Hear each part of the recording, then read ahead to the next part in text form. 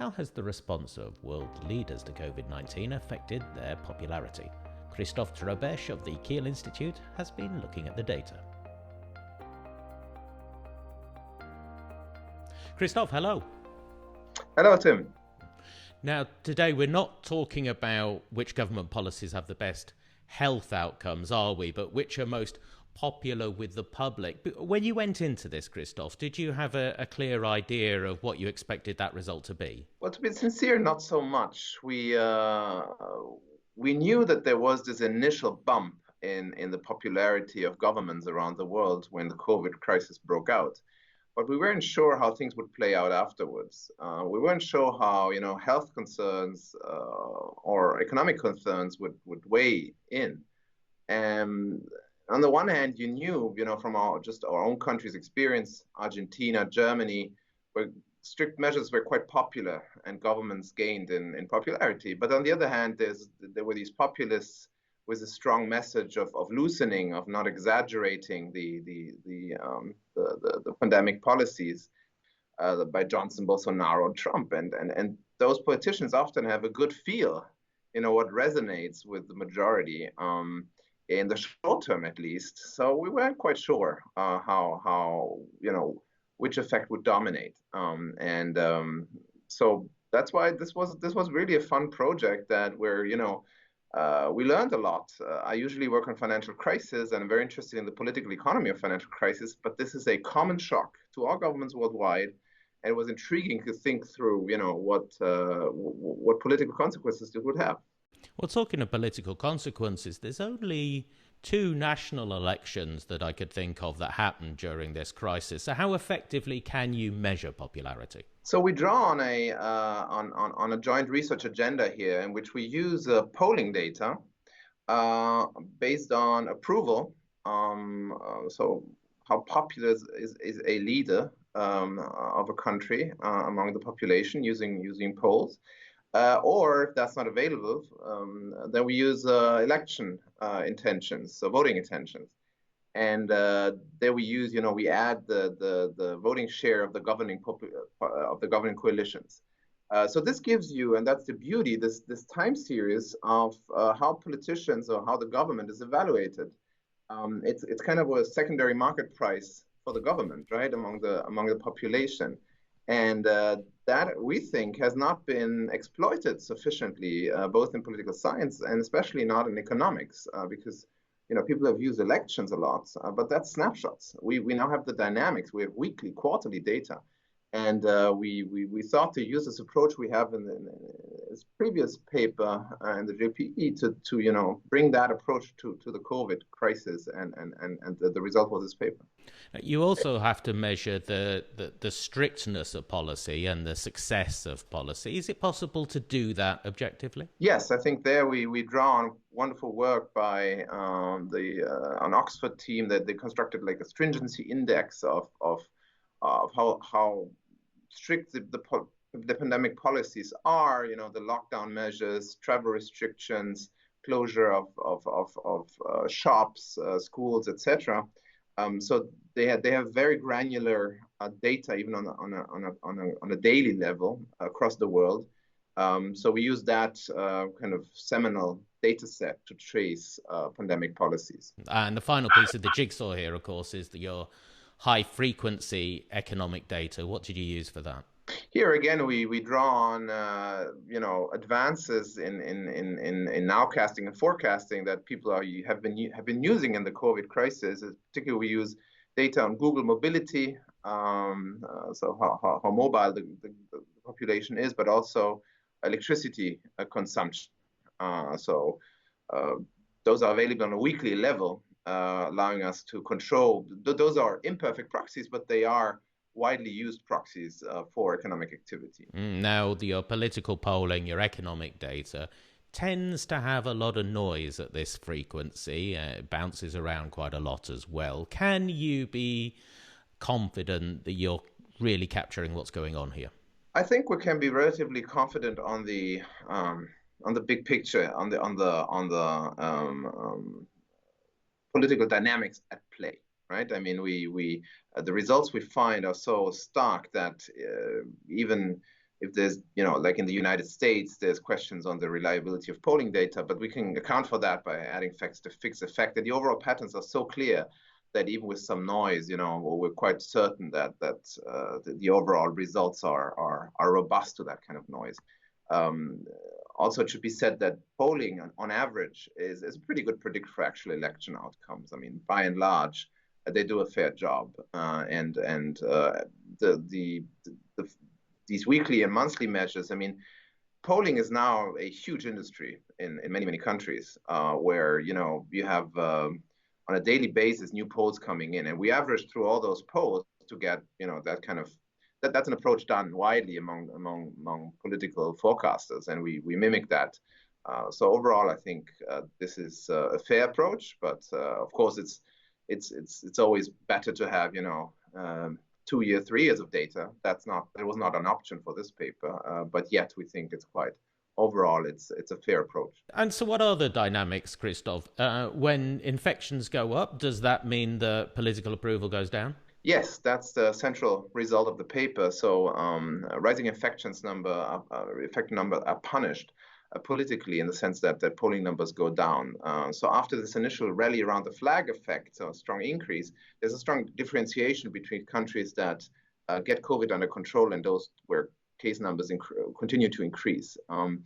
And the size is quite large for the low case growth countries.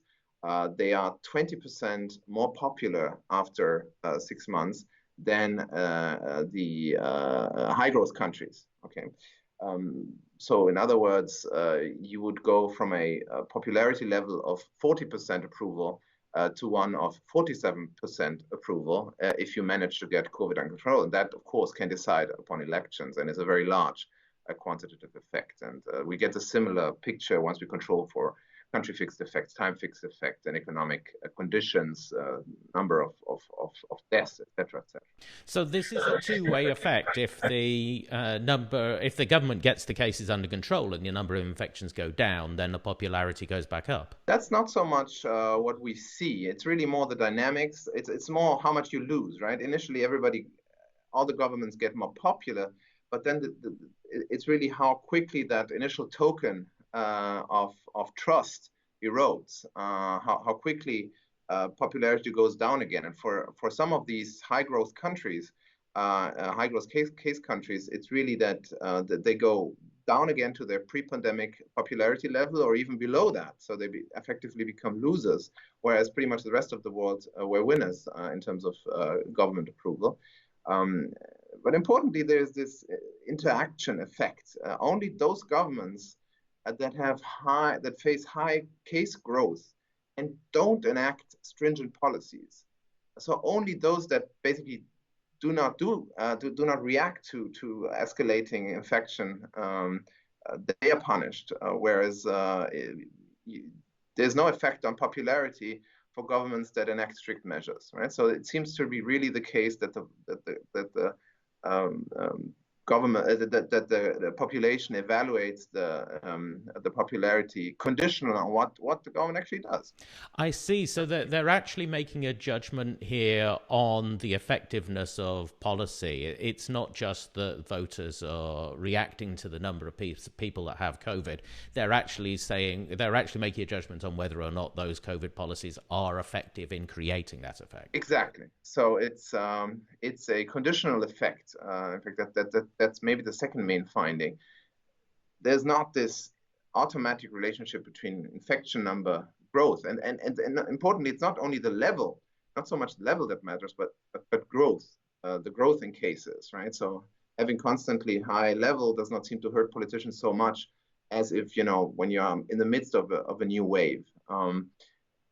And that, again, the case growth effect is conditional on what the government does. Enacting strict policies limits the punishment effect in that sense. Now let's have a look at the economic effect as well, because Trump, Bolsonaro, for example, they have put out a very strong message that it's important to keep the economy open, even if that means taking on some more risk. How effective in your data is that kind of message? Not very effective in the sense that populists have not done well in their popularity.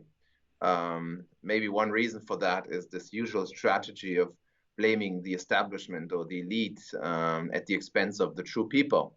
That kind of, polarization doesn't work as well with a virus that hits everybody, and that is certainly not the fault of certain, elites. That the message didn't resonate well in the sense that their popularity levels went down. And we do not see that economic indicators are a strong predictor for approval rates in this crisis.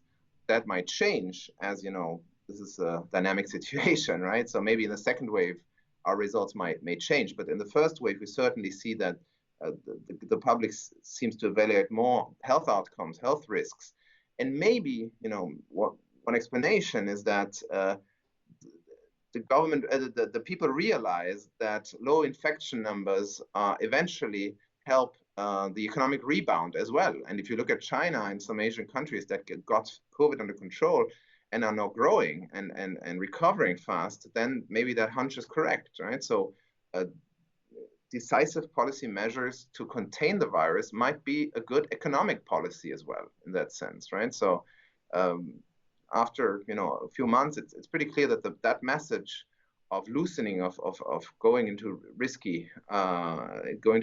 did not play out well.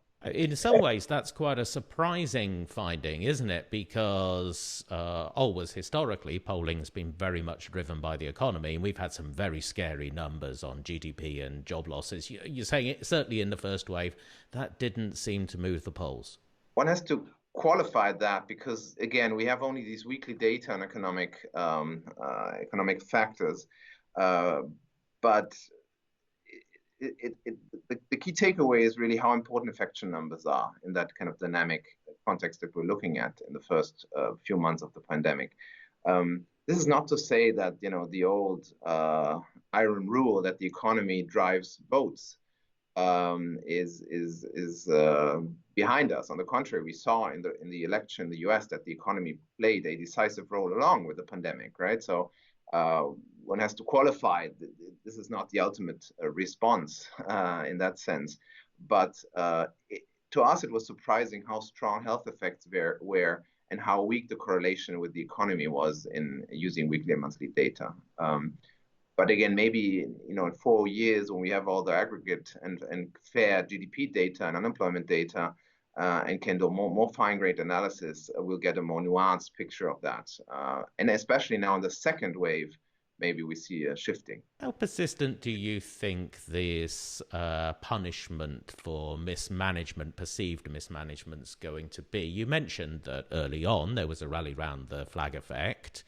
Could it be that when we get vaccinated and the lockdowns go away and become a memory, that all of this popularity effect from the management will just go away? Well, that's hard to say from the narrow perspective of our paper. So it's hard to predict what will happen. But I mean, if you think that these approval rates are serially correlated over time, and something could well stick and have longer lasting effects. But how large that kind of legacy will be, well, it's hard to tell from our paper at least. You see in the short run, there's certainly effect. Look at New Zealand, huge success there of the government. But long run, hard to say. It depends really on how the second wave also plays out, right? Which is hitting many more countries in drastic ways than the first one. Well, one politician that we all know about who's suffered a short-run effect of the COVID crisis has been Donald Trump, who went into the election. He certainly lost the popular vote. As we record this, it's still not entirely decided. He's still challenging the result. Can we say from your data that if he had pursued different COVID policies, the result of the election might have been different? I would say that, this is a cross-country study, so it's hard to predict and on what it means for individual countries. But I would say that Trump certainly lost out or suffered from his lack of success of getting COVID under control. There is now a new paper just came out from 3 political scientists in the US that actually show how COVID case numbers and election outcomes in the US played out on a very fine-grained community level. And they conclude that the pandemic cost Trump the election, which is pretty much in line with our paper. So ours is not, is not able to clearly predict whether that's true. We don't do that counterfactual exercise, but the overall theme clearly points in that direction. And there's more robust evidence specifically for the US that it cost Trump the election, yes. Well, I'm sure that papers like yours are being devoured by political operatives all over the world who are coming up for elections soon. But it's really interesting work. Thank you very much for talking about it, Christoph.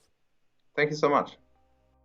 Read more about this in the paper Corona Politics, The Cost of Mismanaging Pandemics. And the authors are Helios Herrera, Maximilian Konradt, Guillermo Ordoñez, and Christoph Trebesch. It is in COVID Economics 50. Well, thanks for watching. You'll find lots more new research on the impact of COVID-19 in COVID Economics. As ever, it's free and open access at CEPR.org.